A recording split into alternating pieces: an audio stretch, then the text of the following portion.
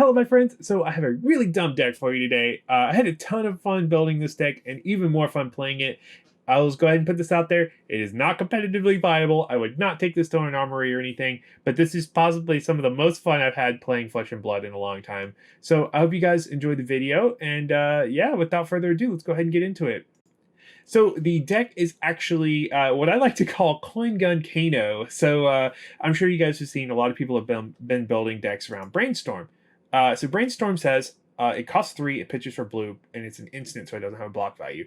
But it says until end of turn, your hero gains whenever you draw a card this action phase, deal 1 arcane damage to any target. So yeah, that seems pretty cool. It does cost 3, so it is kind of hard to get the ball rolling. But once you do, it can really do some real damage.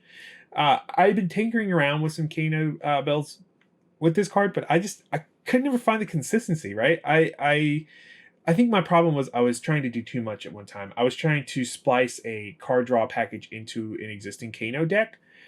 So I decided that I would take this deck as far as I could in the other direction. Let's make it completely around building cards. And I was looking, I was like, there's not a whole lot of card draw abilities in Wizard and Generic. So I was like, well, we have Cash In, we have all the books, of course. Things like Sift and stuff like that also count because you're drawing cards back up.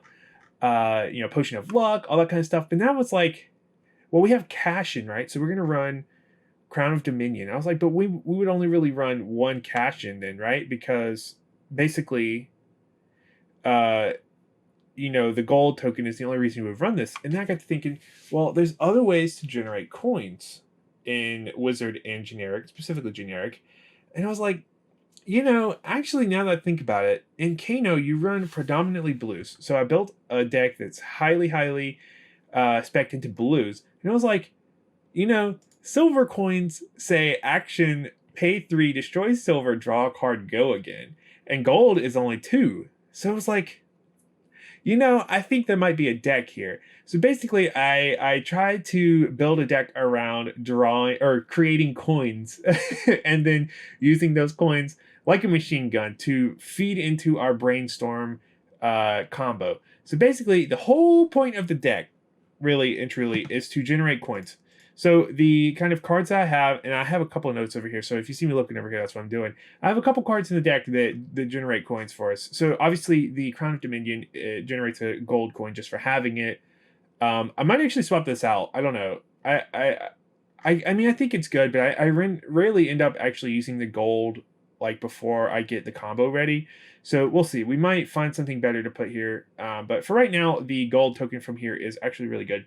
Plus, it allows us to do things like Imperial Ledger, which you can generate a gold token from, and some stuff in our sideboard that we're going to touch on in a little bit. But the kind of meat and potatoes of the deck, the kind of core silver generation, if you ask me, is pick a card, any card. So this card, I've always enjoyed this card, but I've never really been able to find a really good home for it. I played it in my Genus What You Need decks. Basically all my merchant stuff, because it is pretty good at generating silver. So basically what it is, it's a 0 cost, 2 block, 1 pitch for the red, and it says look at target opponent's hand and then name a card. Choose a random card from their hand and reveal it. If it's a named card, create a silver token. Repeat this process thrice, go again. And then the yellow one says repeat it twice, and the blue says repeat it once. So basically the blue, you're going to do this thing twice, and then the red, you're going to do it 4 times. So if you get lucky and your opponent has, like, say 2 or God forbid even 3 or 4 of the same card in their hand, you're going to be generating a lot of silver. So basically on average from the reds, I usually get around probably 2 silver, I would say. If they have 2 of the same cards, then you can probably honestly realistically see 2 or 3. The yellows, generally speaking, you're probably going to get 1 silver token. You're statistically likely to get 1 silver. And then the blues, unless they have 2 of the same card, you're probably just going to be looking at their hand with this. But basically, if you think about it that way, this is 2, 4, 6, 7, 8, 9, anywhere between 9 and 12 or so silver tokens that you're going to be generating off of this. And then we have a couple other ways to generate silver as well. One that I thought of is cash out. So cash out, I never considered running cash out in Kano, But I thought about it because, well, first off, we're running a lot of items, right? So a lot of these items are just going to make our life a little bit easier. I haven't decided. We might actually cut a big chunk of these just because, they do not have a block value. So really and truly, they might be more detriment to us than they are good. But basically, the blue items are really included because they're blues and they actually do something if we do hit them off the top. But Amulet of Ignition is a yellow I put in here. I think I put, Talisman of Recompense, I put one in here, just in case you do have a red in hand and you really need a Kano. Or you can use it to burn up a silver. But the Amulet of Ignition, a lot of these items from Everfest actually have Go Again inherently on them.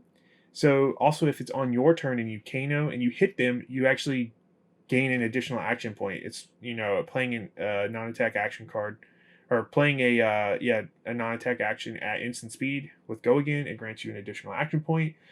Basically, it refunds an action point that you didn't have, if that makes sense. So that's pretty fun.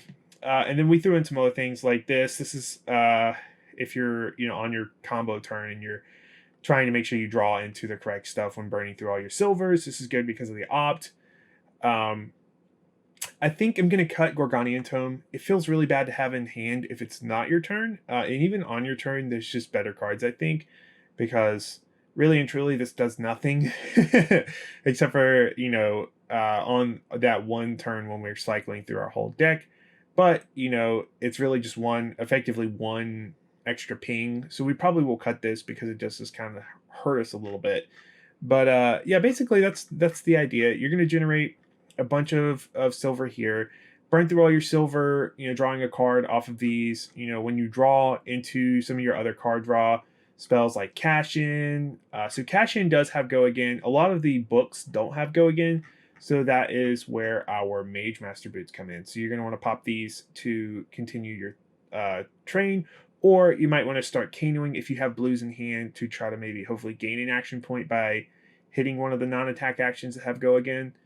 And then playing those out, that will grant you an additional action point, so you can effectively play your tomes, your books or effectively it gives them Go Again.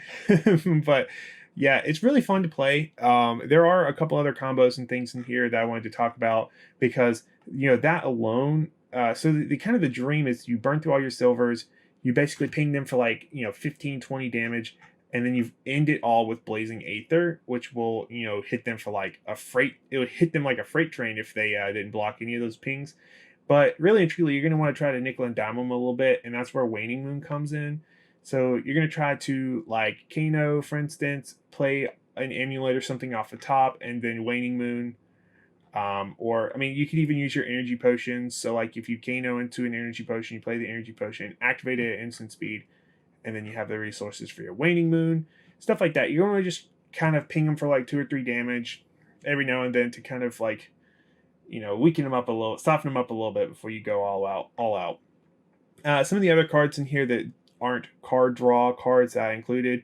The Amulet of Ignition, like I said, this can be used to gain an action point if you hit it off the top on your turn specifically, but also if you, before you start your turn and you're going to you can do this on your opponent's turn as well, but if you're going to do something that costs a resource and you don't have the resource, you can activate this before you play or do anything, and that lasts until the end of the turn. So it says the next ability you activate this turn costs 1 less. Activate this only if you haven't played a card or activated an ability this turn. So basically, at the start of your turn, if you're going to want to, like Mage Master Boots down the line or something, you pop this, and then that trigger will hold over until you activate something. So this works against, this works for Kano, Mage Master Boots, Ironhide Gauntlets if you're doing it on your opponent's turn. The Ironhide Gauntlets is actually pretty cool. I don't know if I mentioned this already or not, but another way you can draw or create silver, is through Cash Out. So Cash Out, you're going to probably stack a bunch of your dumb, pointless potions and amulets and stuff. If you don't think that you're going to get a good use for them, you can stack them all to this and create silver tokens. But you can also, and this works with quelling stuff as well, they have delayed triggers. So basically, you block with Ironhide on one chain link. And if, they continue the chain, so they go to like another chain link, for instance, and they did not end the combat chain, you can actually play cash out and then blow this up to generate a silver before it blows itself up through its own trigger. So if you Kano and you see this on top of your deck and you have Ironhide Gauntlets on the field and your opponent is about to attack, you can decide to block with the Ironhides and then at a later date blow them up with cash out. Same with Quelling. I didn't run anything with Quelling in this deck, but that is a consideration to make. Just little things like that. We also ran one Nourishing Emptiness as kind of a closer in case our combo doesn't finish him off, because you're not going to have any other attack actions in your graveyard. So Nourishing Emptiness is going to come in as 6 with Dominate, and then it also grants you an additional intellect point until end of turn if you do draw this early on. It's just a good card for Wizard and Warrior and the like. But yeah, the rest of the deck is pretty much built around card draw. We do have a couple things. I am probably going to cut Strategic Planning and Read the Ripples, some of these other things, because I misread Brainstorm. So it says it only credits the ones drawn during your action phase. So these don't actually do a whole lot for us in our combo. Well, once again, they're blues. Might want to just swap these out for blues that block for 3. But yeah. And then Potion of Luck, like I said, cycles your hand. So if you have like 7 cards in hand from drawing cards off of your books and stuff, and then you Potion of Luck, you're going to deal 7 damage off of that. So these are really great to have on the field. So basically, it's kind of like this OTK deck you're building up. So Potions of Luck, these are your best friends. You really want these on the field before you start your combo. Some of the other kind of cards, Potion of Deja Vus, again, these are just blues and they're items that we can sack into cash out. But they're mostly here in combination with Gaze the Ages. So I really like Gaze the Ages. So if you've played another wizard card, which honestly and truly, we don't have a whole lot of wizard cards in the deck. So, things like Tome of Aetherwind and Read the Ripples even, something like that, then you can Potion of Deja Vu after you pitch this, puts it on top, then you pitch another blue, and then this goes back to your hand. So it's effectively cheating 3 resources. Very niche, probably might cut this one as well, but like I said, I've been playtesting. This seems to be working out pretty well so far. Talisman of Balance is really good for card advantage as well. Talisman of Recompense, like I said, if you have a red in hand and you really need to Kano or blow up a silver, this rounds on me is really good because it draws you a card, it mitigates the damage coming into you, and if you manage to get Talisman of Ties on the field before you this rounds on me, it negates the card draw for them, which is really good. I highly recommend these cards together. I did want another kind of like bigger damage card for just kind of chipping away at your opponent. So I put Swell Tidings in here. I'm sorry about that. Somebody was at the door. I had to go answer it. But basically, Swell Tidings is only here for dealing 5 arcane damage. One, you're probably not going to be able to generate that Ponder token because the only way to buff this that you have is Tome of Aetherwind, and in your sideboard you have Metacarpus nodes. But the Ponder token doesn't really do a whole lot for us anyways, because on our card draw turn, the Ponder token, it doesn't deal an additional damage because it happens during our end phase, if that makes sense. But moving on to the sideboard. So we have 3 pieces of equipment in here. This is all Arcane Barrier. This gives you Arcane Barrier 4. Alluvian Constellas, I would run this against Rune Blades and Wizards because it effectively gives you a free Waning Moon every so often. Just card value in general.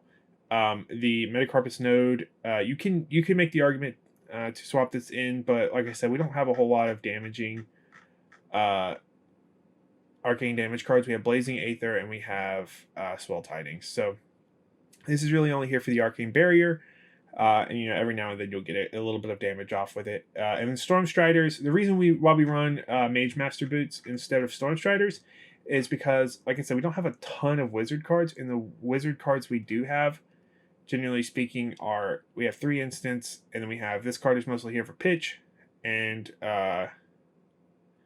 Blazing Aether and Swell Tidings are the only 2 wizard cards. And Storm Striders, you're not going to really use Storm Striders to play those. So these are here for the Arcane Barrier 2 against other wizards. Imperial Warhorn, this is here to run against primarily Dash and Dromai, because as a royal, you can blow up either, whatever their best item is or whatever her best dragon is, pretty much. Other decks do play items. Kano plays energy pots, so you might want to put that in against Kano, but you don't have to. It's really just there for the blowing up the new Dash mech, and like Tamaltai or Kyloria, one of the big scary dragons from Dromai. Talisman Cremation is really only here for Fi, because you can banish their Phoenix Flames, because you're going to be playing from banished pretty much every turn because of the way Kano works. And then it's also good for like Levia. Basically, anybody you think is going to recur cards. I mean, you could also think about putting it in against Azalea, because she usually tries to recur red in the ledger. But basically, I would really only run this against Fi, maybe Azalea, and probably Levia, so you can like banish some of her blood deck cards or her 6+ attack cards from her graveyard. It's up to you though. But that's the deck. Like I said, it's very fun to play. It's very weird, but it's super fun. I really enjoyed playing it, and I hope you guys have some fun with it. If you have any changes that you think I should make to the deck, if you have any cards that you would recommend swapping in for Gorganian Tome, Read the Ripples, and Strategic Planning, let me know. And above always, just I hope you guys have a good day. Hope you have a good holiday weekend if you're watching this anywhere around Thanksgiving or Christmas, or whatever holiday you celebrate. But anyways, I hope you have a good day, and thank you so much for watching my video.